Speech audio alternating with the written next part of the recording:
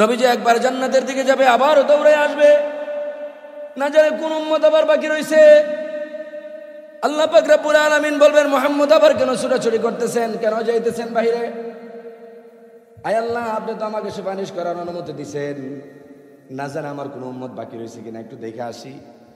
নবীজি একবার বেরিয়ে আসবেন, দুইবার বেরিয়ে আসবেন, হাদিস আসছে 3 বার বেরিয়ে আসবেন। আয়েশা নবীর কোনো উম্মত মুসিবতে আছে কিনা, কোন উম্মত কোনো পেরেশানিতে আছে কিনা, অসুবিধায় পড়ে রয়েছে কিনা নবী জিজ্ঞেস করবে, কি অবস্থা, কেন তুমি মুসিবতে পড়লা, কেন আজকে আমার সুপারিশ তুমি কবুল করতে পারতেছো না, কারণটা কি?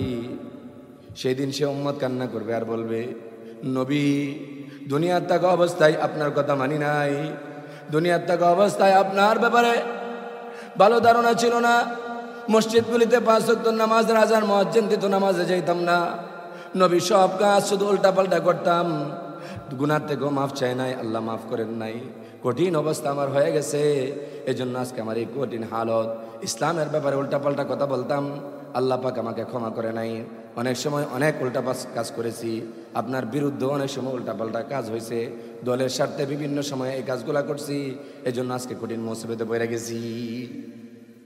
আল্লাহর নবী বললেন, সেদিন আল্লাহর নবী বিশ্ব নবী সরকারে দু আলম বলবেন, টেনশন করিও না, টেনশন করিও না, আমি আমার চেষ্টা অব্যাহত রাখতেছি। আল্লাহ পাক রব্বুল আলামিনের কাছে নবীজি বলবেন, আমার এই উম্মতদেরকে মাফ করা যায় কিনা? আল্লাহ পাক বলবেন, এ মুহাম্মদ, আপনার উম্মত যাদেরকে মাফ করার তাদেরকে আমি মাফ করে দিয়েছি, কিন্তু যারা গুরুতর অপরাধ করছে, শিরিক করছে, যারা আমি আল্লাহর সাথে শিরিক করছে, তাদেরকে তো আমি মাফ করতে পারি না। যারা দুনিয়াতে আপনি মুহাম্মদের সম্পর্কে উল্টাসিধা আচরণ করছে, আপনি নবীর শানে গুস্তাহি করছে, নাস্তিকতা করছে, দুনিয়ার তাক অবস্থায় আপনার উম্মত দাবি করছে ঠিকই, কিন্তু আসলে তারা আপনার উম্মত হতে পারে না। সেদিন তাদেরকে আল্লাহ রাসূল সুপারিশ করবে না। আউযুবিল্লাহ কোন সুপারিশ পাবে না, এরা অনেক দল, এটার পরে আলোচনা। তাহলে নবীজি সাল্লাল্লাহু আলাইহি সাল্লাম সর্বপ্রথম সুপারিশ করবেন। নবীজির সুপারিশ পায়া অনেক মানুষ নবীজির শাফাআতের বিনিময়ে, সুপারিশের বিনিময়ে অনেক জাহান্নামী জান্নাতে চলে যাবে। সুবহানাল্লাহ। গেল 1 নম্বরের বিষয়। নবীজি সাল্লাল্লাহু আলাইহি সাল্লাম সুপারিশ করবেন হাসরের ময়দানের কঠিন অবস্থা থেকে, এটা নবীজির সাথে খাস। 2 নম্বর, একদল লোক বিনা হিসাবে জান্নাতে যারা যাবে, জান্নাতে যাওয়ার জন্য অনুমতি লাগবে। এই অনুমতির জন্য অন্য কেউ পৃথিবীতে সুপারিশ করতে পারবে না, কেবল নবী মুহাম্মদ সাল্লাল্লাহু আলাইহি সাল্লাম অনুমতি প্রদান করবেন। নবীজি মুহাম্মদ সাল্লাল্লাহু আলাইহি সাল্লাম সুপারিশ করবেন। সুবহানাল্লাহ বলেন। আর কিছু সুপারিশ আছে, 3টা সুপারিশ আছে, সবাই করতে পারবে।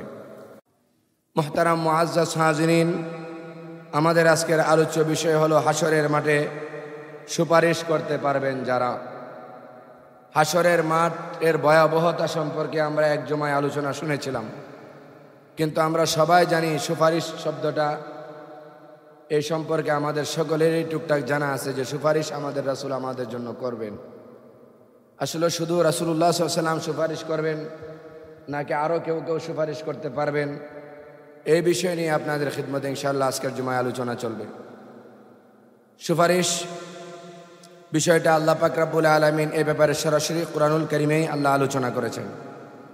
আল্লাহ পাক রব্বুল আলামিন সূরা তাহার 107 নম্বর আয়াতে কারীমায় আল্লাহ পাক রব্বুল আলামিন বলেন, ইয়াউমা ইযিন লা তুনফাউশ শাফাআতু ইল্লা মান আযিনা লাহুর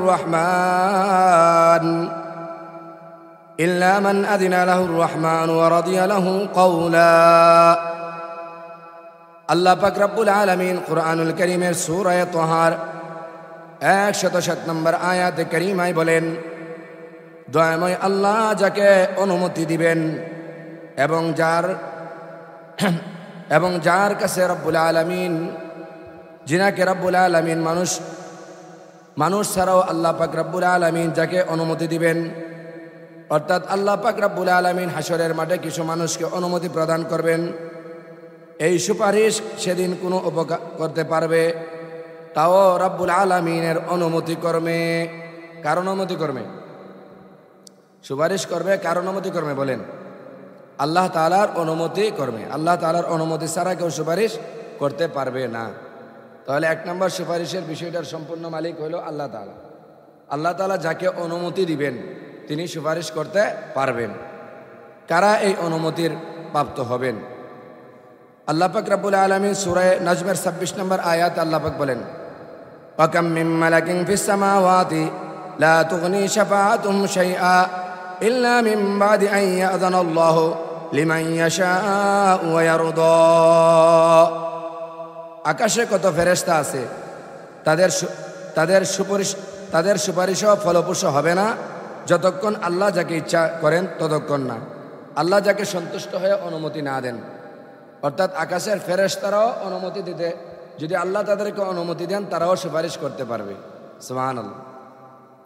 অর্থাৎ আমি আপনাদেরকে বোঝানোর উদ্দেশ্য হলো যে সুপারিশ শব্দটা আল্লাহ তাআলা কুরআনুল কারীমে শাফাআতের মাধ্যমে, শাফাআত শব্দের মাধ্যমে বুঝিয়েছেন যে সুপারিশ আল্লাহ পাক রব্বুল আলামিন করার অনুমতি দিবেন। যাদেরকে অনুমতি দেন তারা কারা, তাদের পরিচয় ধারাবাহিকভাবে আমরা ইনশাআল্লাহ শুনব। তাহলে আমরা প্রথমে সুপারিশ শব্দটা শাফাআতের মাধ্যমে আল্লাহ কুরআনুল কারীমে বলেছেন। দুইটা আয়াতে এই শব্দটা আসছে, সূরা তাহার 107 নম্বর আয়াত এবং সূরা নাজমের 26 নম্বর আয়াতে আল্লাহ সুপারিশের ব্যাপারে কথা বলেছেন। তাহলে এই শাফাআত শব্দটা সরাসরি কোরআনের, বলেন শব্দটা কোথায়? কোরআনের। দুই আয়াতে আছে। এদেরকে সরান সামনে থেকে। এজন্য আল্লাহ পাক রব্বুল আলামিন কুরআনুল কারীমে তো বলেছেন সুপারিশের ব্যাপারে যে আল্লাহর অনুমতি ক্রমে সুপারিশ করতে পারবেন। এক নম্বর, এই সুপারিশের হকদার কারা হবে, কে হবেন? কোরআন এবং সুন্নাহ প্রমাণ করে এই পৃথিবীতে সর্বপ্রথম যিনি দুনিয়ার থাকা অবস্থায় সুপারিশের লাভ করেছেন মুহাম্মাদুর রাসূলুল্লাহ সাল্লাল্লাহু আলাইহি ওয়াসাল্লাম, এবং অন্যান্য নবীগণও করতে পারবেন। সুবহানাল্লাহ। রাসূল করিম সাল্লাল্লাহু আলাইহি সাল্লাম যে সুপারিশ করবেন এ ব্যাপারে হযরত আউফ ইবনে মালিক রাদিয়াল্লাহু তাআলা আনহু থেকে হাদিস বর্ণনা আছে। হযরত আউফ ইবনে মালিক রাদিয়াল্লাহু তাআলা আনহু বর্ণনা করেন যে রাসূলুল্লাহ সাল্লাল্লাহু আলাইহি ওয়াসাল্লাম একদিন আমাদের সামনে বলেছেন যে আল্লাহ পাক রব্বুল আলামিন আমাকে হাশরের ময়দানে সুপারিশের অনুমতি প্রদান করবেন। কিভাবে অনুমতি প্রদান করবেন? যে হাশরের মাঠ কায়েম হবে। হাশরের মাঠ কায়েম হওয়ার পরে মানুষ বিচারের কাজ শুরু করার জন্য দিকবাল ছুটাছুটি করতে থাকবে। আমরা সবাই জানি হাশরের মাঠে আমাদের দাঁড়িয়ে থাকতে হবে 50,000 বছর। কত বছর? এই 50,000 বছর দাঁড়িয়ে থাকা, আর সূর্যটা আমাদের অর্ধ হাত নিচে মাথার উপরে আসবে। যেই জমিনে আমরা দাঁড়িয়ে থাকবো এই জমিনটা হবে তামার জমিন। কিসের জমিন? ভালো করে বুঝেন। যেখানে দাঁড়িয়ে থাকবো সেই জমিনটা হবে তামার। বর্তমান পৃথিবী থেকে সূর্যের কিরণ হলো প্রায় 1400 কোটি কিলোমিটার উপরে।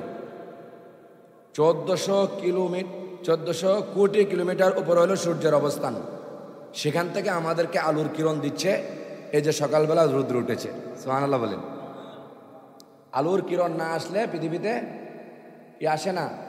সূর্যের কিরণ না ঝরলে এই পৃথিবীতে অন্ধকার থাকে, আলো আসে না, দিন আর রাত সেম মনে হয়। এজন্য আল্লাহ পাক রব্বুল আলামিন বলেন এই সূর্যটা যেটা তোমরা দেখো এখন পৃথিবী থেকে এত দূরে, সেটার কঠিন রৌদ্রের সময় আরবে মানুষ চলতে পারে না, এসি ছাড়া মরুভূমিতে অনেক কঠিন হয়ে পড়ে। সেই সূর্যটা তোমাদের কেবলমাত্র আধা হাত, মাথার আধা হাত উপরে আসবে। কত হাত উপরে? আর তোমরা সেই দিন দাঁড়িয়ে থাকবে তামার জমিনে। কোথায়? আর জমিনে যে দাঁড়াবে তোমাদের জায়গা কতটুকু? রাসূল সেটাও বলছেন, তোমাদের জায়গা হলো 2 তালু পরিমাণ যতটুকু জায়গা পাও নামাজে দাঁড়াইতে সমান করে, এই 2 তালু পরিমাণ জায়গা তোমরা পায়ের তালু পরিমাণ জায়গা পাবে, এর চেয়ে বেশি কেউ জায়গা পাবে না। এই কঠিন মুহূর্তে মানুষের দাঁড়িয়ে থাকতে হবে 50,000 বছর। কত বছর? এই কঠিন মুহূর্ত যখন চলে আসবে তখন সমস্ত নবীর উম্মতগণ সবাই মিলে পরামর্শ করবে এই কঠিন অবস্থা থেকে আমরা কিভাবে উত্তোলন পাবো। উত্তোলন পাওয়ার জন্য এক একজন এক এক পরামর্শ দিবে। পরামর্শক্রমে সবাই সর্বপ্রথম নবিয়ুনা সৈয়দুনা হযরত আদম আলাইহিস সালাতু ওয়াস সালাম মের কাছে সবাই যাবেন। যাইয়া সবাই অনুরোধ করবেন, হে আদম আলাইহিস সালাতু ওয়াস সালাম, আপনার মাধ্যমে আল্লাহ তাআলা এই পৃথিবী সূচনা শুরু করেছেন। আপনি আমাদের আদি পিতা, আপনার মাধ্যমে পৃথিবীর যাত্রা শুরু। আপনি দুনিয়াতে আগে আসছেন, সুতরাং আপনার কাছে আমরা দরখাস্ত করতেছি সমস্ত পৃথিবীর উম্মতরা মিলে আপনি আল্লাহ তাআলার কাছে আমাদের ব্যাপারে একথা সুপারিশ করেন যে আল্লাহ তাআলা যেন আমাদের এই হাসরের ময়দানের বিভীষিকাময় অবস্থা থেকে উত্তোলন দান করে বিচারের কাজটা শুরু করে দেয়। বিচারের কাজ শুরু করার পরে যারা জান্নাতে যাওয়ার তারা জান্নাতে চলে যাবে, যারা জাহান্নামে যাওয়ার তারা জাহান্নামে চলে যাবে, এ ব্যাপারে আমাদের আপত্তি নেই। হযরত আদম আলাইহিস সালাতু ওয়াস সালাম বলবেন, বেশ ভালো কথা, আমার কাছে সুপারিশ করার জন্য আসছো, কিন্তু আমি রব্বুল আলামিনের কাছে সুপারিশ করতে পারবো না। আমার সুপারিশ করার মতো সাহস নাই, কারণ আমার একটু অসুবিধা আছে। হযরত আদম আলাইহিস সালাতু ওয়াস সালাম থেকে মানুষগুলি চলে আসবেন, হযরত নূহ আলাইহিস সালাতু ওয়াস সালামের কাছে যাবেন। হে আল্লাহর পয়গম্বর নূহ, আল্লাহ পাক রব্বুল আলামিন আপনাকে কিস্তির মাধ্যমে দুনিয়া শেষ করে দিয়েছিল, আপনাকে উপরে আপনার সমস্ত জোড়ায় জোড়ায় সবাইকে সহযোগী পাহাড়ে আপনাকে আল্লাহ পাক রব্বুল আলামিন হেফাজত করেছিলেন।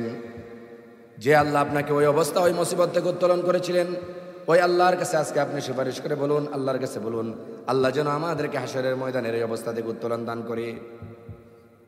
আল্লাহর পয়গম্বর হযরত নূহ আলাইহিস সালাতু ওয়াস সালাম বলবেন, আমি পারবো না, আমার পক্ষে অনুমতি নেওয়া সম্ভব নয়, আল্লাহ পাক রব্বুল আলামিনের কাছে যাওয়া সম্ভব নয়। মানুষগুলি ফিরে আসবে, তারপরে তারা ইদ্রিস আলাইহিস সালাতু ওয়াস সালামের কাছে যাবে। ইদ্রিস আলাইহিস সালাতু ওয়াস সালাম না করবেন। এভাবে করে যেতে যেতে যেতে যেতে মানুষগুলি হযরত ইব্রাহিম আলাইহিস সালাতু ওয়াস সালামের কাছে যাবে, হযরত মূসা আলাইহিস সালাতু ওয়াস সালামের কাছে যাবে। এভাবে করে যাইতে যাইতে সর্বশেষ মানুষগুলি হযরতে ঈসা রূহুল্লাহ আলাইহিস সালাতু ওয়াস সালামের কাছে যাবেন।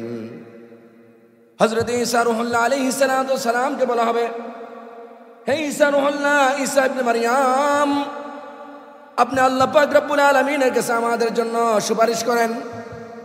আল্লাহ পাক রব্বুল আলামিন যেন আমাদেরকে এই হাসরের ময়দানের কঠিন বিভীষিকাময় অবস্থা থেকে উত্তোলন করে, কারণ এই কঠিন অবস্থা আমরা সহ্য করতে পারি না। হিসাবের কাজ শুরু হওয়ার পরে যারা জান্নাতে যাওয়ার তারা জান্নাতে যাবে, যারা জাহান্নামে যাওয়ার জাহান্নামে যাবে। এই অবস্থা আর আমাদের সহ্য হয় না। আপনি দয়া করে আল্লাহ পাক রব্বুল আলামিনের কাছে আমাদের ব্যাপারে একটু সুপারিশ করেন। হযরত ঈসা রূহুল্লাহ আলাইহিস সালাতু ওয়াস সালাম বলবেন, আমি পারবো না, আমার পক্ষে সম্ভব নয়, তবে একটা রাস্তা আমি তোমাদেরকে বলতে পারি। তারা বলল, কি ব্যাপার, কি বলবেন আপনি আমাদেরকে বলেন।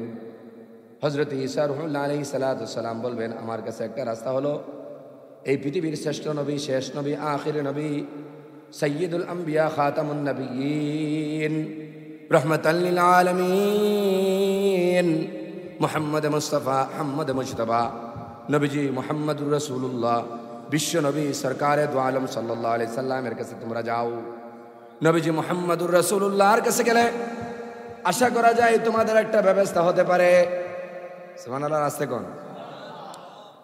তখন সমস্ত মানুষগুলি বলবে, আচ্ছা ঠিক আছে, শোনো, আর একটা পরামর্শ হলো, উম্মতে মুহাম্মদীকে তোমরা আগে দিবা। কারণ মুহাম্মদ সাল্লাল্লাহু আলাইহি সাল্লামের যত পৃথিবীতে উম্মত আসছে, যত নবীগণদের উম্মত আছে, সমস্ত উম্মতগণদের থেকে দামি উম্মত হইল মুহাম্মদের উম্মত। সুবহানাল্লাহ। মুহাম্মদ সাল্লাল্লাহু আলাইহি সাল্লামের উম্মতদেরকে সামনে দিবা, অন্য উম্মতদেরকে পিছিয়ে দিবা। এভাবে ধারাবাহিকভাবে তোমরা মুহাম্মদ সাল্লাল্লাহু আলাইহি সাল্লামের কাছে যাইবা। নবীজির কাছে যাইয়া তোমরা বলবা, নবীজি যেন আল্লাহ পাক রব্বুল আলামিনের কাছে সুপারিশ করে। নবীর কাছে সুপারিশ করার পরে আল্লাহর নবী তোমাদের জন্য সুপারিশ করলে আল্লাহ পাক নিশ্চয়ই সেই সুপারিশ কবুল করবে। ঈসা রূহুল্লাহ আলাইহিস সালাতু ওয়াস সালামের কথা শুনে সমস্ত মানুষগুলো উম্মতে মুহাম্মদীকে সামনে দিয়া নবীজি মুহাম্মদুর রাসূলুল্লাহর কাছে, নবীজি বলেন আমার কাছে যাইবে। এক হাদিসে আসছে, নবীজি বলেন তখন আমি মাকামে মাহমুদের সেজদারত অবস্থায় থাকবো। অন্য হাদিসে বলেন ওই সময় আমি যাইয়া মাকামে মাহমুদের সেজদা দিব। সুবহানাল্লাহ কোন। দুই রিওয়ায়াত প্রমাণিত। নবীজি বলেন মাকামে মাহমুদে থাকবো, আমি আল্লাহ পাক রব্বুল আলামিনের কাছে প্রার্থনা করব। কেন প্রার্থনা করব? আল্লাহ তাআলা আমাকে দুনিয়াতে দুইটা অপশন দিয়েছিল। বলছিল নবী, প্রত্যেক নবী এবং পয়গম্বরগণদেরকে আমি আল্লাহ তাআলা অপশন দিয়েছি। একটা অপশন হলো আপনার অর্ধেক উম্মতদেরকে আপনি মাফ করে দিব দুনিয়ার থাকা অবস্থায়। আপনি কি আমার এই অপশন গ্রহণ করবেন নাকি আখিরাতে গ্রহণ করবেন? নবীজি মুহাম্মদুর রাসূলুল্লাহ বললেন, না, আমি দুনিয়াতে কোনো কিছু চাই না, দুনিয়ার কোনো কিছু চাই না, আমি আখিরাতের জন্য রিজার্ভ রাখতে চাই। যেদিন হাসরের ময়দানে কঠিন অবস্থা হয়ে যাবে, আমার মায়া আর উম্মতরা যেদিন অবস্থা কঠিন হয়ে যাবে আর আমি জান্নাতে চলে যাব, আমার উম্মতদেরকে বিপদে ফেলে, তা হতে পারে না, তা হতে পারে না। জিবরাইল আমিন, তুমি আল্লাহ পাকের কাছে বলো, আমি নগদ কোনো পুরস্কার চাই না, বাকি পুরস্কার চাই। আমি আল্লাহ পাক রব্বুল আলামিনের কাছে অর্ধেক উম্মতকে মাফ চাই না, বরং হাসরের মাঠে আল্লাহ যেন আমাকে সুপারিশ করার অনুমতি প্রদান করে।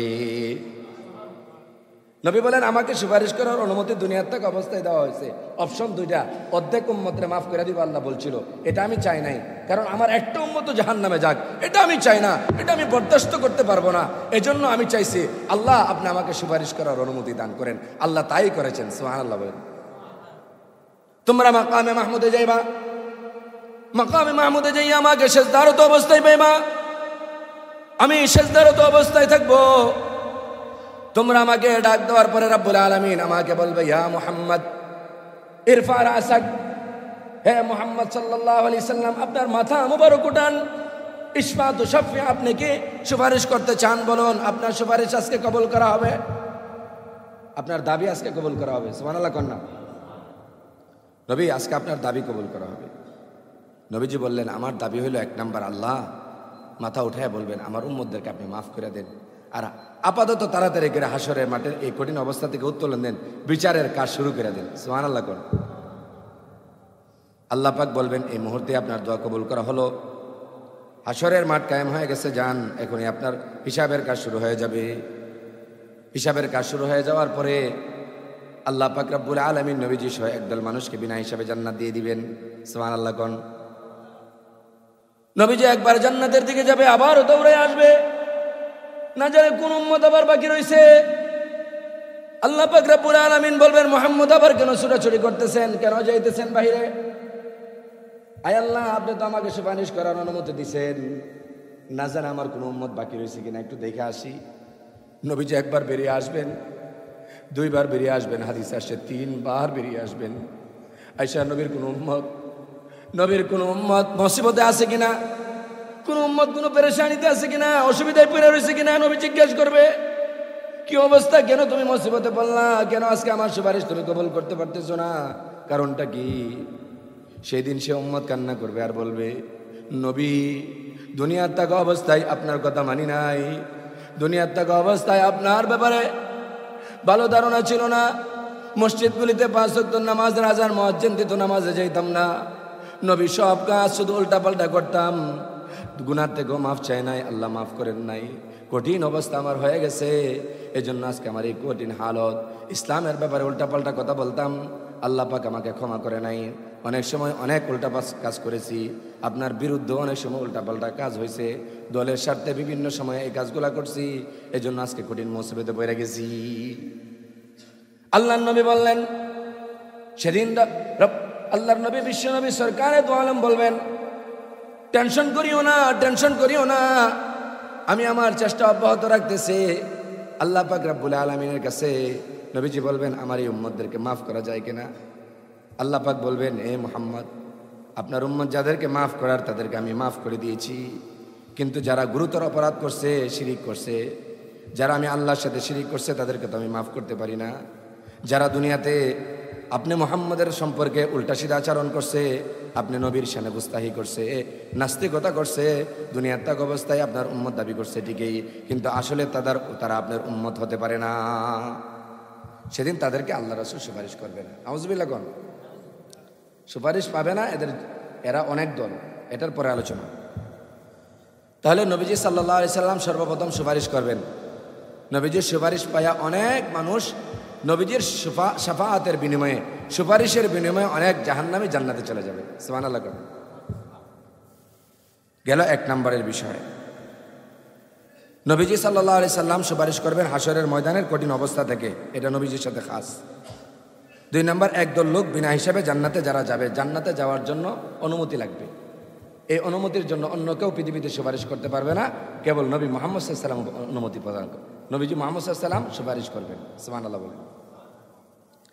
আর কিছু সুপারিশ আছে, 3টা সুপারিশ আছে, সবাই করতে পারবে। একদল লোক যারা জাহান্নাম থেকে অবতারিত হয়ে গেছে, এখন তারা জান্নাতে যেতে চায়, তারা বিভিন্ন আলেম ওলামা, হাফিজে কোরআন, দুনিয়ার নেককান, নবীগণ, সিদ্দিকীগণ, সোহাদাগণ, তারা যারা আছে সবাই মিলে তাদের জন্য সুপারিশ করতে পারবে। এমনকি তার নেককার সন্তান যদি জান্নাতে যায়, নেককার সন্তানও তার বাবার জন্য, তার মায়ের জন্য সুপারিশ করে তাকে জান্নাতে নিতে পারবে। জাহান্নাম অবতারিত যাদের হয়েছে তাদের, জাহান্নামের শাস্তি ভোগকারী লোকদেরকে জান্নাতে নেওয়া। এখন মনে করেন স্বামী গেছে জান্নাতে, স্ত্রী জাহান্নামে, আল্লাহ না করুক। স্ত্রী গেছে জান্নাতে, স্বামী চলে গেছে দুনিয়াতে উল্টাপাল্টা কাম করতো জাহান্নামে। এখন তো এই স্বামীর বড় চাওয়া, স্ত্রীর বড় চাওয়া তার স্বামীরে, তার স্বামী কোথায় আছে চায়, এটা জানতে চায়। তো আল্লাহ পাক রব্বুল আলামিন সেই দিন ওই স্ত্রীকে অনুমতি প্রদান করবেন, যাও তুমি জান্নাতে আসছো, এখন জান্নাতে যাইতে চাইতেছো না, বুঝতে পারছি, তোমার স্বামীর জন্য কিছু বলবা, বলো কি বলবা, তোমার স্বামীরে মাফ করে দিতাম, যাও আমি আল্লাহ মাফ করে দিচ্ছি। সেদিন নেককার স্ত্রী, নেককার স্বামী যারা জান্নাতি হবে তাদের সুপারিশও আল্লাহ তাআলা কবুল করবেন। সুবহানাল্লাহ। কোন নেককার হওয়ার চিন্তা করতে হবে, নেককার হওয়ার চিন্তা না করলে কাজ হবে না। আমরা নেককার হওয়ার চিন্তা ফিকির আমাদের নাই, এজন্য আজকে আমাদের বড় অসুবিধা। তারপরে 5 নম্বর রাসূল সাল্লাল্লাহু আলাইহি ওয়াসাল্লাম বলেন জান্নাতে মর্যাদা বৃদ্ধি করার জন্য স্বামীর নেক আমল বেশি, স্ত্রীর নেক আমল কম, অথবা স্ত্রীর নেক আমল বেশি, স্বামীর নেক আমল কম। মার মর্যাদা বেশি, ছেলের মর্যাদা কম। ছেলের মর্যাদা অনেক বেশি হয়ে গেছে, মার মর্যাদা, বাবার মর্যাদা নিচে, অনেক নিচে, নিচতলায় জান্নাতে, আর 8ম তলায় আছে ছেলে। এখন কি করবে? একসাথে তো হওয়া লাগবে। সুবহানাল্লাহ। কন্যা আল্লাহ পাক বলবেন, হে দুনিয়ার নেককার স্ত্রী, তুমি 8ম তলায় থেকো, নিচতলায় তোমার স্বামী আছে, মর্যাদা বৃদ্ধি, দুজনেই জান্নাতি হইছো, ঠিক আছে, কিন্তু এখন জান্নাতের তালা ব্যবধান হয়ে গেছে। তুমি এক জান্নাতে উচ্চ মাকাম পাইছো, তোমার স্বামী নিম্ন মাকাম পাইছে, তোমার বাবা নিম্ন মাকাম পাইছে, সন্তান উপরে মাকামে চলে আসছে, মর্যাদা বেশি হয়ে গেছে, নেক আমল বেশি হয়ে গেছে। এখন তোমার বাবার সাথে একসাথে থাকতে তোমার ইচ্ছা, মার সাথে থাকতে ইচ্ছা, কারণ মা ছাড়া দুনিয়াতে মানুষ অচল। কথা বলেন ঠিক কিনা? সেদিন আল্লাহ পাক রব্বুল আলামিন বলবেন, যাও তোমার মাকে নিচতলা থেকে উপরের তলায় নিয়ে আসো, তোমার স্ত্রীকে নিচতলায় থেকে উপরের তলায় নিয়ে আসো। স্বামীকে বলবে, স্ত্রীকে বলবে, তোমার স্বামীকে 7 তলা থেকে 8 তলায় নিয়ে আসো, একসাথে বসবাস করো। সুবহানাল্লাহ। এই সুপারিশগুলি একমাত্র আল্লাহ পাক রব্বুল আলামিন অনুমতি দিবেন সেই দিন। আর আল্লাহর অনুমতি ক্রমে সেই দিন আল্লাহ পাক রব্বুল আলামিনের স্পেশাল মর্যাদায় আরো বিশেষ কিছু মানুষ আছে, তারা আল্লাহ পাক রব্বুল আলামিনের দয়ায় তারাও সুপারিশের অনুমতি প্রাপ্ত হবেন। সুবহানাল্লাহ। সুপারিশ প্রাপ্তদের সংখ্যা 1 নম্বর হল মুহাম্মদ সাল্লাল্লাহু আলাইহি ওয়াসাল্লাম এবং সমস্ত নবীগণ সুপারিশ করবেন। এ ব্যাপারে আমরা আলোচনা শুনলাম। 2 নম্বর, হাশরের ময়দানে আলেমগণ সুপারিশ করবে। কে? আলেমগণদেরকে আল্লাহ পাক রব্বুল আলামিন স্পেশাল মর্যাদা দান করবেন। স্পেশাল মর্যাদার কারণে আলেমরা আল্লাহ পাক রব্বুল আলামিনের কাছে বলবেন, রব্বুল আলামিন, দুনিয়াতে এলেম শিখছি, যাদের মাধ্যমে এলেম শিখে আলেম হয়েছি, এবং দুনিয়াতে যাদেরকে নিয়ে দিন শিখছিলাম, দিন শিখাইছিলাম, তাদের মধ্যে অনেক প্রিয় মানুষ ছিল, আজকে তারা আমাদের সাথে নাই। যদি একটু তাদের সাথে দেখা করতাম, কথা বলতাম, ভালো লাগতো। আল্লাহ বলবেন, দেখা তো করতে পারবা না, হ্যাঁ একটা সূরত আছে, আমি আল্লাহ পাক রব্বুল আলামিন তোমাকে সুপারিশের অনুমতি প্রাপ্ত করতে পারি। তুমি যাদেরকে চাও, কিছু সংখ্যক মানুষকে, যার যার আমল অনুযায়ী, যে আলেমের মর্যাদা যত বেশি হবে, যে আলেমের আখলাক যত ভালো হবে, যেই আলেমের এলেম অনুযায়ী আমল ঠিক থাকবে, যেই আলেম এলেম অনুযায়ী আমল করবে, যেই আলেম মর্যাদাশীল বেশি হবে, আল্লাহ পাক তার শান অনুযায়ী তাকে অনুমতি প্রদান করবেন। যাও তুমি যাদের জন্য সুপারিশ করবা, তাদের জন্য সুপারিশ আমি আল্লাহ তাআলা কবুল করব। সুবহানাল্লাহ বলেন।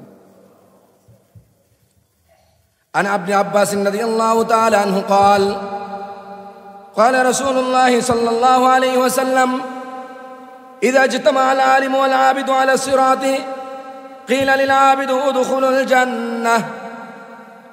الجنة وتنعموا بعبادتك، وقيل للعالم قف هناك فشفع لمن أجبت فإنك لم تشفع لأحد إلا شفعت مقام الأنبياء أو كما قال النبي عليه الصلاة والسلام।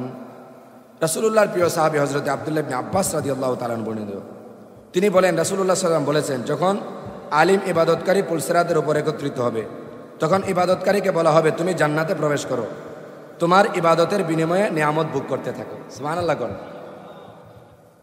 ছেলেরাদের আজকে কি হয়েছে? এই ছেলে কি সমস্যা কি? ছেলেরা বাহিরে অনেকে আবারও লম্বা সময় পরে উল্টাপাল্টা হইতেছে। আল্লাহ তাআলা আমাদেরকে বোঝার তৌফিক দান করুন। দুইজন ভাই সামনে যায়, এই ছেলেদেরকে ভিতরে বসান। আওয়াজ যদি সামনে হয়, উল্টাপাল্টা হয়, কথা বলা বড় কঠিন হয়ে পড়ে, সময়ও কম। দুইজন ভাই উঠে এই পিচ্ছিদেরকে সামনে নিয়ে আসেন, মসজিদের ভিতরে নিয়ে আসেন।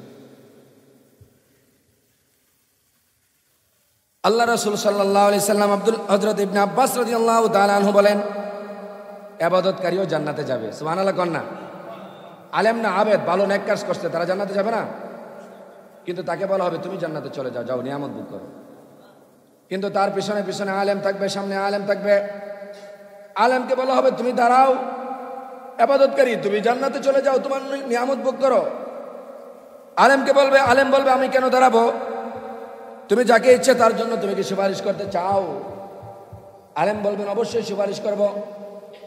আল্লাহ পাক বলবেন সেই দিন আলেম, হে মুফতি সাহেব, মুহাদ্দিস সাহেব, আলেম, তুমি দুনিয়াতে এলেম শিখছিলা, এলেম অনুযায়ী আমল করছিলা, ভালো পথে চলছিলা, মানুষকে এলেমের রাস্তায় ডাকছিলা। এর বিনিময়ে আল্লাহ তাআলা আমি তোমাকে সুপারিশ করার অনুমতি দান করলাম। আজকে তুমি যাদেরকে ইচ্ছা সুপারিশ করতে পারো, তোমার সুপারিশ আমি আল্লাহ তাআলা কবুল করব। শর্ত হলো আলেম হক্কানি হওয়া লাগবে। ইন্তেকালের আগ পর্যন্ত আলেম ঈমান নিয়ে, ইখলাস নিয়ে, তাকওয়া নিয়ে কবরে যেতে হবে। সুবহানাল্লাহ কোন। কিন্তু ওই আলেম না, যে আলেম আরেকজন আলেমের জন্য, এক পীর নাম হলো সাদিকুর রহমান, সে বলছে বাংলাদেশের একজন বিশিষ্ট আলেম, দিন সারা বিশ্বের বর্তমানে উনি একজন স্কলার, পৃথিবীর বিভিন্ন রাষ্ট্রে যিনি খুতবা দেন, আমরা তাকে সবাই চিনি। আপনাদের গ্রামে নাকি ওয়াজও করছে আমি জানি, আজহারি নাম শোনেন নাই? গত পরশুদিন একজন পীর সাহেব বাংলাদেশের, তিনি ঘোষণা দিচ্ছে যদি আজহারি সাহেবের কেল্লা আনতে পারে, কল্লা আয়না দিলে উনি 10 লাখ টাকা দিবেন। নাউজুবিল্লাহ কন। কয় লাখ দিব? তিনি একজন পীর, নিশ্চয়ই তিনি আলেম। আলেম না হয়তো পীর হয়েছে না। আরে পীর কি আলেম ছাড়া হওয়া যায়? কথা বলেন, হওয়া যায়? হওয়া যায় বাংলাদেশে। পৃথিবীর অন্য কোনো রাষ্ট্রে না হইতে পারলো, বাংলাদেশে পীর হইতে পারে আলেম ছাড়াও। বাপ পীর ছিল, ছেলে পীর হইয়া বন্ডামি করে, উল্টা পাল্টা কাজ করে, যত আকাম কুকাম আছে সব করে, তারপরে সে পীর থেকে যায়। কথা বলেন ঠিক কিনা? এই জাতীয় পীরগুলি ওই বড় বড় আলেমদের বিরুদ্ধে কুৎসারটনা করে। কথা বলেন, হক্কানি কোনো আলেম আলেমদের বিরুদ্ধে বলেন? হক্কানি কোনো আলেম কোনো আলেমের বিরুদ্ধে বলেন? আমাদের সারসিনের বিশ্বাস বুজুর, আড়াইবাড়ির বিশ্বাস বুজুর, দামতির বিশ্বাস বুজুর, যত বাংলাদেশের বুজুর্গরা ছিল, তারা কোনোদিন কোনো আলেমের বিরুদ্ধে কইছে? কথা বলেন, কইছে? বলে নাই। তাহলে তারা কারা? তারা নিশ্চয়ই তারা কারো না কারো এজেন্ডা বাস্তবায়ন করতে চায়, বাংলাদেশটাকে অস্থিতিশীল করতে চায়, এদেশের মুসলমানদের ঈমান ও আমল নিয়ে তামাশা করতে চায়। কথা বলেন ঠিক কিনা? এ জাতীয় পীরদের থেকে অনুসরণ করা যাবে না, তাদের থেকে দূরে থাকতে হবে। হক্কানি আলেম, যাদের কথা এক, কাজ এক, যারা যা বলে তা আমল করে, তাদেরকে অনুসরণ করলে রাসূল বলছেন সেই দিন হাশরের মাঠে কঠিন অবস্থায়, মুসিবতের সময় ওই হক্কানি আলেমরা তোমাদের জন্য সুপারিশের অনুমতি প্রাপ্ত হবে। সুবহানাল্লাহ। আল্লাহ আমরা সবসময় হক্কানি আলেমদের পথে থাকার তৌফিক দান করুন। সকলে বলেন আমিন। আল্লাহ রাসূল সাল্লাল্লাহু আলাইহি সাল্লাম বলেন, হযরত উসমান ইবনে আফফান রাদিয়াল্লাহু তাআলা আনহু হাদিস বর্ণনা করেছেন, ইয়াশফাউ ইয়াউমাল কিয়ামাতিল আমবিয়া সুম্মাল উলামা সুম্মা শুহাদা। উসমান ইবনে আফফান বলেন, দুনিয়ার মানুষ শোনো, নবীজি সরাসরি আমাকে বলছে, আমি শুনছি, তোমাদেরকে বর্ণনা করি। সাহাবায়ে কেরাম, নবীজি বলছে আল্লাহ পাক রব্বুল আলামিন সমস্ত নবীদেরকে সুপারিশের অনুমতি দিবেন। যেদিন হাশরের মাঠে মানুষের কঠিন অবস্থা হবে, ইয়া নাফসি করবে, সমস্ত নবীরা সেই দিন সুপারিশ প্রাপ্ত হবেন, সমস্ত নবীরা সুপারিশের অনুমতি পাবেন এবং তারা সুপারিশ করবেন। সুবহানাল্লাহ। 2 নম্বর সুম্মাল উলামা। 2 নম্বর এখানে আলেমদের কথা বলা হয়েছে। নবীজি বলছেন, হাদিস একেবারে সহি হাদিসের মধ্যে নবীজি বলছেন, বাইহাকি শরীফের হাদিস 1707 নম্বর হাদিস। নবী বলছেন 2 নম্বর হলো উলামায়ে কেরাম। কারা? যারা হক্কানি আলেম। 3 নম্বর নবীজি বলেন সুম্মা শুহাদা, যারা শহীদ হয় আল্লাহর রাস্তায়। কার রাস্তায়? আরে কথা বলেন, কার রাস্তায়? শহীদ হইতে হবে কার জন্য? ইসলামের জন্য জীবন দিতে হবে। কার জন্য? জোরে বলেন। আমাদের ইসলাম নিয়ে কেউ অবজ্ঞা করলে, মুহাম্মদ সাল্লাল্লাহু আলাইহি সাল্লামের বিরুদ্ধে বললে, তার বিরুদ্ধে যে কোনো ফয়সালা নিতে গিয়ে মানুষটা যদি ইন্তেকাল করে, সরাসরি শাহাদাতের মর্যাদা লাভ করে। সুবহানাল্লাহ কোন। এই শাহাদাতকারী ব্যক্তিও সেই দিন সুপারিশ করতে পারবে। আল্লাহ পাক তাকে স্পেশাল অনুমতি প্রদান করবে। এজন্য ভাই দোস্ত, আমরা আলেমদের ব্যাপারে যে বিষয়টা আছে অত্যন্ত গুরুত্বপূর্ণ। ওলামা ইকরামদেরকে মোহাব্বত করব আল্লাহর জন্য। কার জন্য? হক্কানি আলেমদেরকে, যারা হক কথা বলে, যারা হকের উপর থাকে, নিজে হক প্রতিষ্ঠা করে, তাদের সাথে থাকবো। রাজি আছি তো ইনশাআল্লাহ? রাসূল বলছেন আলেমদের সাথে থাকো, মোহাব্বত করো। কোন আলিমান, পারলে তুমি আলেম হও। যদি উকদু আলিমান, তুমি হয়তো আলেম হও। আও মুতাআল্লিমান, না হলে তুমি ছাত্র হও। তাও যদি না পারো মুস্তামিআন আও মুহিব্বান, তুমি কি করো? তুমি হয়তো আলেম হও, কিংবা তালিবে ইলম হও, কিংবা মনোযোগ সহকারে ইলম শ্রবণকারী হও, ইলম অর্জনকারী হও। সুবহানাল্লাহ কোন? কিংবা আলেম ওলামাদেরকে মোহাব্বত করো, এলেমকে মোহাব্বত করো, এলেম এবং আলেমদেরকে মোহাব্বত করো। সুবহানাল্লাহ কোন? সাবধান, 5 নাম্বার 4 নাম্বার হয় না, 5 নাম্বার হয় না। অর্থাৎ কখনো কোনো অবস্থায় আলেমদের বিরোধিতায় লিপ্ত হয় না। রাসূল বলেন যদি আলেমদের বিরোধিতা করো কি হবে? আলতানকুল খামিসু ফাতুহলিক ওয়াল খামিসাতু আন তাবগাদুল ইলম ওয়া আহলাহু। যদি তুমি আলেমদের বিরোধিতা করো, হক্কানি আলেমদের, মনে রাখবা তোমার ধ্বংসের জন্য দুনিয়াও ধ্বংস, আখিরাতও ধ্বংস। নাউজুবিল্লাহ কোন? এজন্য বুঝে শুনে আমরা সবসময় আলেম ওলামাদের ব্যাপারে কথা বলবো। আল্লাহ আমাদেরকে সবসময় হক বোঝার এবং হকের উপরে থাকার তৌফিক দান করুন। সকলে বলি আমিন। হাফেজে কোরআনরা সুপারিশ করবে। হাফেজে কোরআনের জামাত আসেনি? আরে জোরে কোন আসেনি? আল্লাহ পাক রব্বুল আলামিন নবীজি মুহাম্মদ সাল্লাল্লাহু আলাইহি সাল্লাম জানাইছেন, হযরতে আলী ইবনে আবি তালিব রাদিয়াল্লাহু তাআলা আনহু তিনি হাদিস বর্ণনা করেছেন, অর্থাৎ নবীজির মেয়ের জামাতা। সুবহানাল্লাহ কোন? তিনি হাদিস কম বর্ণনা করছেন, হাদিসের সংখ্যা তিনি আর কম। এই হাদিসটা তিনি বর্ণনা করছেন। তিনি কি বলেন দেখেন, قال رسول الله صلى الله عليه وسلم من قرأ القرآن فاستظهره فأحل حلاله وحرم حرامه وأدخله الله به الجنة وشفعه في 10 من أهل بيته كلهم قد وجبت له النار أو كما قال النبي عليه الصلاة والسلام رواه الترمذي رحمه الله। বাংলা অনুবাদ শুনেন। নবীজির প্রিয় সাহাবী হযরতে আলী ইবনে আবু তালেব বর্ণনা করেন, তিনি বলেন রাসূলুল্লাহ সাল্লাল্লাহু আলাইহি ওয়াসাল্লাম বলেছেন, দুনিয়াতে যারা কোরআনকে বুকে ধারণ করছে, কোথায়? অর্থাৎ যারা হাফেজে কোরআন হয়েছে, এই সমস্ত হাফেজে কোরআনের মর্যাদা কি জানো? সাহাবারা বললেন না নবী, আমরা জানি না। নবীজি বললেন শোনো তাদের মর্যাদা, যে হাফেজে কোরআন হাফেজ হওয়ার পরে ফাস্তাযহারা ফাহাল্লা হালালাহু ওয়া হাররামা হারামাহু, হালালকে হালাল জানতো, হারামকে হারাম জানতো। অর্থাৎ হালালকে প্রাধান্য দিত, হারাম থেকে দূরে থাকতো। দুনিয়ায় যে কয়দিন বড় আলেম হইতে পারে নাই, শুধু হাফেজ হয়েছে, কিন্তু ইসলামের পথে জীবনটা কাটায় দিয়ে গেছে। সুখে থাকুক দুঃখে থাকুক হক পথে চলছে। ওই হক্কানি হাফেজ যখন বিদায় হবে, আল্লাহ তাআলা ঈমান ও আমলের সাথে সে যদি কবরে যাইতে পারে, তো আল্লাহ পাক রব্বুল আলামিন হাশরের ময়দানে তাকেও সুপারিশের অনুমতি প্রদান করবেন। এজন্য হাফেজে কোরআন হওয়ার দরকার আছে না নাই? কথা বলেন, দরকার আছে না নাই? ছেলেদেরকে আলেম বানানো দরকার আছে না নাই? মেয়েদেরকে আলেমদের কাছে, হাফেজদের কাছে বিয়ে দেওয়া দরকার আছে না নাই? কথা কোন আছে না নাই? আছে। সব জায়গায় আমরা ভালো, কিন্তু একটা জায়গায় আমরা অনেকটাই সমস্যা হয়ে যায়। যদি বলি আমাদের কাছে অনেক সময় পরামর্শ চাও অনেক, হুজুর বলেন তো। আমার গাজীপুর মসজিদের একদম কাছের মানুষ ছিল, এখনও কাছের মানুষ, ফোন দিয়ে খবর নেই, সব ঠিক আছে। তো ওনার মেয়ে ছিল 2টা ছেলে আর 3টা মেয়ে। তো শেষ মেয়েটা সবার ছোট, মাশাআল্লাহ পড়ালেখাও ভালো করছে, মোটামুটি দিনদারিও আছে। আমাকে বলছে হুজুর সব মেয়েকে তো বিয়ে দিলাম, একটা মোটামুটি একটা দিনদার ছেলে দেখেন। কি দেখেন বলেন? মনোযোগ দিয়ে শুনবেন, ভালো করে শুনবেন, কাজে লাগবে। একটা দিনদার ছেলে দেখেন। আমি দিনদার ছেলে বলতে আলেমকে বুঝি, কারণ দিনদারের মধ্যে তো আলেম শ্রেষ্ঠ। কথা বলেন। তারপরে হাফেজ। কথা বলেন না? তো আমি একজন ভালো আলেম পাইলাম, মোটামুটি এক মাদ্রাসায় পড়া, আবার এক মসজিদে জুমার নামাজ পড়া, মোটামুটি ঠিক আছে, নতুন মাওলানা।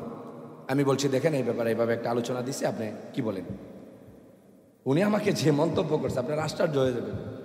উনি কি হুজুর আমি দিনদার বলতে আপনারা বলছি ইঞ্জিনিয়ার আছে, ডক্টর আছে, এই জাতীয় আছে না যারা নামাজটা পড়ে, এরকম দিনদার চাইতেছি। আমি আলেমের কাছে কেমনে বিয়ে আদায় দিই? হুজুর কি কন? এই মাওলানা সাহেব 20-25 হাজার টাকা, আপনারা পান 30,000 টাকা, এই দিয়ে কেমনে কি হইব? আমার মেয়ের প্রসাদনী লাগে মাসে 20,000 টাকা। নাউজুবিল্লাহ, আরো আসতে কন। প্রসাদনী লাগে কত? 20,000 টাকার প্রসাদনী দিয়ে তুমি তোমার মেয়েকে অভ্যস্ত করছো, তোমার ইনকাম ভালো আছে, ভালো কথা। তুমি দুনিয়াদার হাজব্যান্ড মেয়ের জন্য পাইবা, মেয়ের জামাতা পাইবা, ভালো কথা। তো দিনদার বলতে তুমি তো আলেমকে প্রাধান্য দেও নাই। দিনদার বলতে তুমি শুধু নামাজটাকে দিনদার মনে করতো। শুধু নামাজের তার নাম তো দিনদার না। দিনদার তো বলা হয় নামাজও আছে, কোরআন তেলাওয়াতও আছে, দিনের সব কিছু আছে।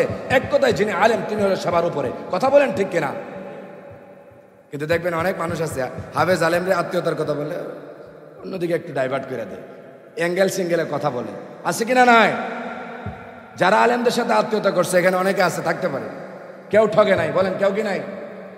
হাফেজ আলেমদের সাথে আত্মীয়তা করে কেউ ঠগে নাই, সবাই জিততে গেছে। দুনিয়াতে যতটুকু জিতক আর না জিতক, আল্লাহ তাআলা অবশ্যই যদি আলেম হক্কানি হাফেজ হক্কানি হয় জিতাইয়া দিবেন। সুবহানাল্লাহ কোন? সময় শেষ, সামনে অ্যাডভান্স হওয়া যাবে না। এজন্য বলছি ভাই দোস্ত, নিজেরা আলেম না হইতে পারলেও সন্তানদেরকে আলেম বানাবো, মেয়েদেরকে কমাস কম আলেমদের হাতে তুলে দেব। রাজি আছি তো ইনশাআল্লাহ? হাশরের ময়দানে রাসূলুল্লাহ সাল্লাল্লাহু আলাইহি ওয়াসাল্লাম বলেন, শিশুরা যারা জান্নাতে যাবে ছোট অবস্থায়, তারা হযরতে ইব্রাহিম আলাইহিস সালাম তিনার স্ত্রী সারার সাথে একেবারে হাশরের মাঠ কায়েম হওয়ার পর্যন্ত খেলাধুলা করবে এক পাহাড়ের পাদদেশে। সুবহানাল্লাহ কোন? সেদিন এই শিশুরা যারা ছোট অবস্থায় মারা গেছে, তার মারে চাইবো, বাপেরে চাইবো আল্লাহর কাছে। আল্লাহ তাআলা বলবেন কি চাও? তখন এই ছোট ছোট বাচ্চারা বলবে, ইদা দাখালা আবওয়াইহুন নার ফায়ুকালু আইয়ুহাস সিকতুল মুরাগিবু রাব্বুহু আদখুল আবওয়াইকাল জান্নাহ। রাব্বুল আলামিন আমাদেরকে জান্নাত দিতেছেন, ভালো কথা। দুনিয়ার তো মারে দেখতে পারি নাই, বুঝি নাই, বয়সও পাই নাই, হায়াতও পাই নাই। এতদিন আমরা ইব্রাহিম আলাইহিস সালামের সাথে খেলাধুলা করছি, তিনার স্ত্রী সারার সাথে খেলাধুলা করছি, কিন্তু এখন আমার আব্বা আম্মারে চাই, দয়া করে আমার আব্বা আম্মারে আমাদের সাথে দিয়া দেন। সুবহানাল্লাহ কোন? রাসূল বলেন, ওই যে দেখেন কি করবে, ফায়ুকালু আইয়ুহাস সিকতুল মুরাগিবু রাব্বাহু উদখিলাহু আবওয়াইকা। সেই দিন জাহান্নামী মা বাবা কেবলমাত্র ছোট অবস্থায় সন্তান মারা যাওয়ার পরে ধৈর্য ধরছে, সবর করছে, আল্লাহর কাছে চাইছে। কার কাছে সবর করছে? কার কাছে? সন্তান অনেকের মারা গেলে চাইতে হবে কার কাছে? ধৈর্য ধরতে হবে কার কাছে? চাইবা যদি চাও, ধৈর্য ধরো, সবর করো, আল্লাহর কাছে চাও। এই ছোট সন্তানটা সেই দিন তোমার বিপদের মুসিবতের সময়, সেই দিন তোমার হাসরের মাঠে কঠিন অবস্থায় তোমাকে সুপারিশ করে জান্নাতে নিয়ে যাবে। এই জন্য সন্তান মারা গেলে খারাপের কিছু নাই, ভালো। সুবহানাল্লাহ কোন? হ্যাঁ, এই জন্য রাসূল সাল্লাল্লাহু আলাইহি ওয়াসাল্লাম এই কথাটা বলছেন। আর অনেকগুলি প্রকার আছে, বলতে পারবো না, সময় শেষ হয়ে গেছে। আরেকটা শেষ বলে দিই, কন্যা সন্তান আসেনি অনেকে। কার কার 3টা কন্যা সন্তান আছে? আগে কোন? আলহামদুলিল্লাহ, 1জন পাইছি, 2জন পাইছি, 3জন, 4জন পাইছি। আলহামদুলিল্লাহ, হাত নামান, আল্লাহ তাআলা আল্লাহ কবুল করুক। সকলে বলেন আমিন। 3টা দিয়ে শুরু করি। রাসূলুল্লাহ সাল্লাল্লাহু আলাইহি সাল্লামের কাছে একজন গ্রাম্য সাহাবী আসছে, আয়েশা বলছে, ইয়া রাসূলুল্লাহ সাল্লাল্লাহু আলাইহি ওয়াসাল্লাম, মান ইবতালা বিশাইইন মিনাল বানাতি ফাসাবারা আলাইহিন্না কুন্না লাহু হিজাবাম মিনান নার। ওগো নবীজি সাল্লাল্লাহু আলাইহি সাল্লাম, আল্লাহ পাক রব্বুল আলামিন আমাকে অনেকগুলি কন্যা সন্তান দিয়েছে। নবীজি বলছেন, কয়টা কন্যা সন্তান? সাহাবী আঙ্গুল উঠায় দেখাইছে 3টা। কয়টা? এজন্য আমার স্ত্রী আমার সাথে রাগান্বিত, স্ত্রীর সাথে কথা বলতে পারি না। আমার প্রতি স্ত্রী বড় কঠিন আচরণ করে। আগের জমানায় স্ত্রীরা করতো, এখানের জমানায় মেয়ে বেশি হলে হাজব্যান্ড তার স্ত্রীর সাথে অন্যায় আচরণ করে কিনা নাই? এমনকি তার মাও এই বৌমার সাথে খারাপ আচরণ করে মেয়ে বেশি হলে, আছে কিনা নাই? আর আপনাদের এলাকায় অনেক জায়গায় আছে এমন ঘটনা। মা দিনদার, নামাজ পড়ে, সব ঠিক আছে, 2টা মেয়ে হয়েছে, এরপর অবস্থা খারাপ, চেহারা আর হাসি থাকে না। আছে কিনা নাই বলেন? অনেকের একটা মেয়ে হইলে ভালো লাগে না, এক সময় ছিল, এখন কমছে আলহামদুলিল্লাহ। আলহামদুলিল্লাহ বলেন। নবীজি বলেন, তোমার কয়টা মেয়ে? সাহাবী বলেন, নবী আমার 3টা মেয়ে। বলেন না কয়টা মেয়ে? নবী বলেন, আমি ঘোষণা দিলাম, সাহাবী তুমি যদি তোমার 3টা মেয়েকে দিন শিখাইতে পারো, ইসলাম শিখাইতে পারো, আর দিনদার হাজবেন্ডের কাছে তাকে বোঝাইতে পারো, আমি নবী ঘোষণা দিলাম জান্নাতে আমার কাছে এত বেশি আর কেউ থাকবে না।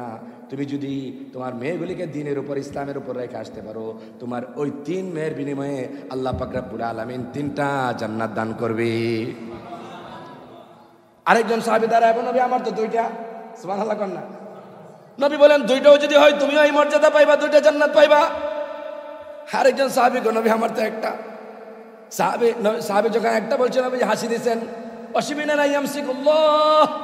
নবী হাসি দিয়েছেন আর বলছেন, আল্লাহর জন্য 1টা মেয়েকে যদি লালন পালন করো, মেয়ে আর হয় না, 1টাই হয়েছে, যদি একটা মেয়েও হয় আর এই মেয়েটাকে দিনের উপর রাখো, ইসলামের উপর রাখো, ভালো চরিত্রমান হাজব্যান্ডের কাছে তুলে দিতে পারো, দিনদার ছেলের কাছে তুলে দিতে পারো, আমি নবী ঘোষণা দিলাম জান্নাতে তুমি আমার কাছাকাছি থাকবে। এই মেয়ে কন্যা সন্তান হইলে নসিব ভালো, সুবহানাল্লাহ কন্যা। আর যার ঘরে প্রথম কন্যা সন্তান হয়, নবীজি বলেন যার ঘরে প্রথম মেয়েটা হয় এই ঘরটা বরকতময় হয়ে জায়গা। যারা হয়েছে আর জিগান, কথা কোন ঠিক কিনা? এই যুবক ভাইরা যারা আছো, মেয়ে সন্তান ভালো নেই, এজন্য মেয়েদেরকে দিনের উপর রাখতে হবে। কি রাখতে হবে বলেন না? ইসলামের উপর রাখতেন না, টেডি বানাইবেন, মেয়েদেরকে স্কুল ইউনিভার্সিটিতে পড়াইবেন, পর্দা করাইবেন না, লাভ হবে না। এই মেয়ের মাধ্যমে আপনি মেয়েরাও বরবাদ করবেন, নিজেও জান্নাত পাইবেন না। কথা বলেন ঠিক কিনা? রাসূল বলছেন কাসিআতুন আরিয়াতুন মুমিলাতুন মাইলাতুন।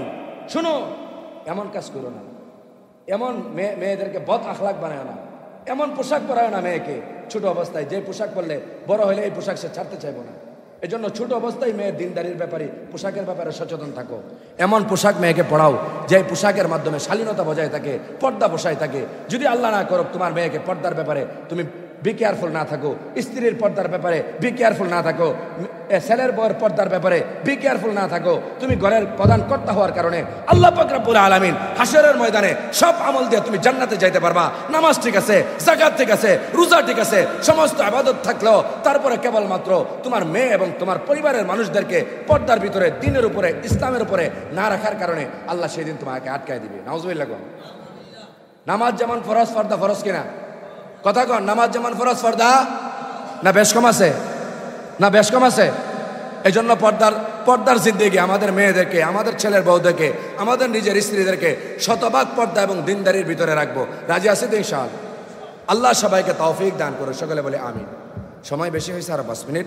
আল্লাহ তাআলা আমাদের সবাইকে, আপনারাও দেরি করে আসছেন, আমিও দেরি করে বসছি, আগে আগে আসবেন তো ইনশাআল্লাহ? সব বাইরে আগে আগে আসবেন। আজকে তো ঠান্ডাও ছিল না, কেন দেরি করছেন? আস্তে আস্তে আপনারা সে 50, 51, 52 মুসল্লি 4-5 জন আসছে, তো মানুষ ছাড়া কোথায় ওয়াজ করবো আপনাদেরকে বলেন? একটু মেহরবানি করে আগে আসবেন তো, আল্লাহর জন্য, আল্লাহকে ভালোবেসে। কমাস কম ভাই জুমার দিন আগে আসেন। রাসূল বলছে যে আগে আসবে তার মর্যাদা বেশি হবে। জুমার দিন যে আগে প্রথমে আসে আল্লাহ তাআলা তাকে মর্যাদাশীল হিসেবে ঘোষণা করেছেন। সুবহানাল্লাহ।